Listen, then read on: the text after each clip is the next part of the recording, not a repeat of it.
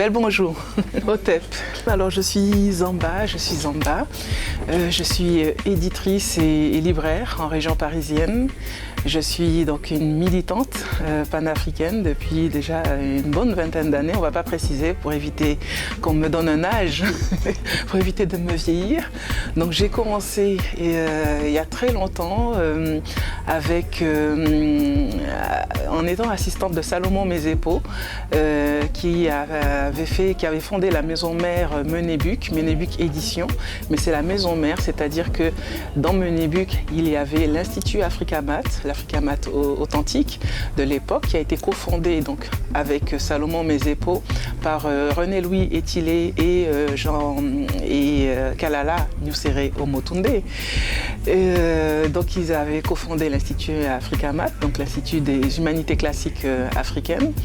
Et il y avait aussi l'imprimerie, ça faisait partie de la maison mère Menebuc. Il y avait l'imprimerie SIA et la librairie Edilac.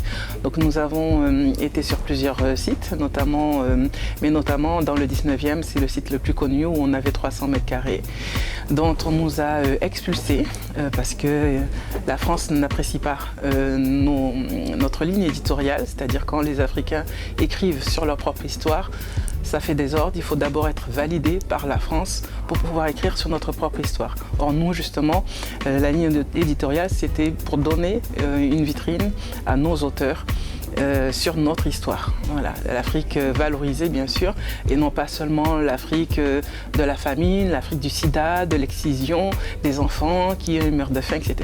Ça, les Français savent très bien faire ça. Les Européens, on va dire, les Occidentaux savent très bien faire ça, mais montrer justement la puissance de l'Afrique, l'Afrique impériale aussi.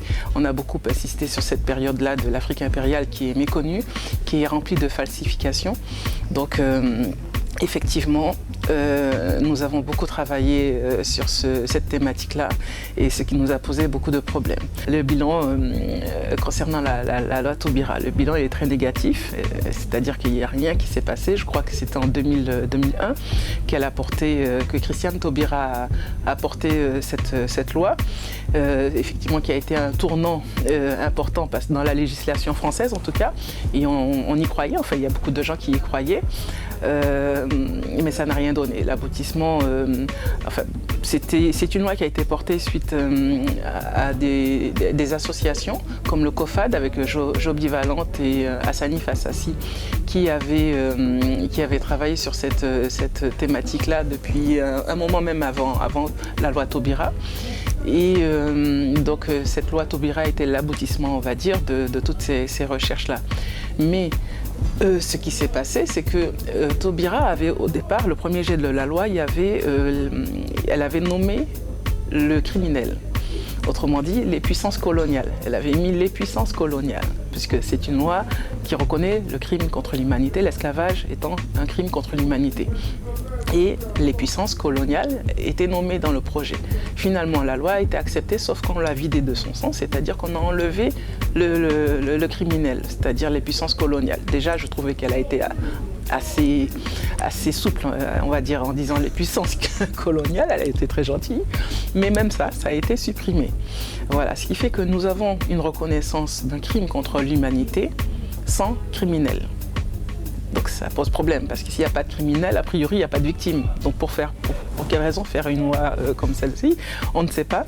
Mais la preuve, c'est que les conséquences, c'est qu'il n'y a pas de réparation, il n'y a pas d'indemnisation. Et Garcin Malsa en Martinique, qui organise un concept qui s'appelle le convoi pour réparation, ça fait depuis 26 ans, donc un an même avant la loi Taubira. Donc c'est un convoi pour les réparations, un convoi bas réparation. Du coup, avec cette loi, la logique voudrait qu'il y ait quelque chose qui se passe. Rien ne s'est passé depuis. Le convoi, ça fait déjà maintenant 26 ans que ça a été mis en place. Chaque année, donc chaque édition en Martinique, il y a cet événement qui, d'ailleurs, le mois prochain va commencer très bientôt. Et Et donc forcément, il n'y a pas de réparation parce qu'il n'y a pas de criminel. Comment voulez-vous, effectivement. Alors une femme, par exemple, qui se fait violer aujourd'hui, elle va porter plainte à la police, il y a un jugement au tribunal, etc. Et elle reconnaît son violeur, elle dit voilà, voici mon violeur, elle le nomme. Et effectivement, après enquête, le violeur en question est condamné à une peine déjà de prison, mais en plus avec indemnité sur la victime, même si ça ne répare pas, l'aspect financier ne répare pas l'état psychologique, l'état psychique dans lequel ce crime, ce viol l'a mise, mais de toute façon, c'est quand même, ça fait partie des réparations d'un point de vue légal. Donc là, nous avons un crime, nous n'avons pas de criminels, donc on n'a pas de victimes. C'est comme ça qu'ils s'en sortent. Même dernièrement, l'ONU a reconnu même ce crime comme étant le plus grand crime contre l'humanité. Ça a posé problème. Pourquoi dire que c'est le plus grand crime et nous. Voilà, bon, on sait déjà et nous de qui il s'agit. Voilà, donc du coup, on est dans le déni depuis cette loi. C'est juste une reconnaissance morale qui est partielle même et qui ne répare absolument rien. Donc cette loi ne nous a servi à rien.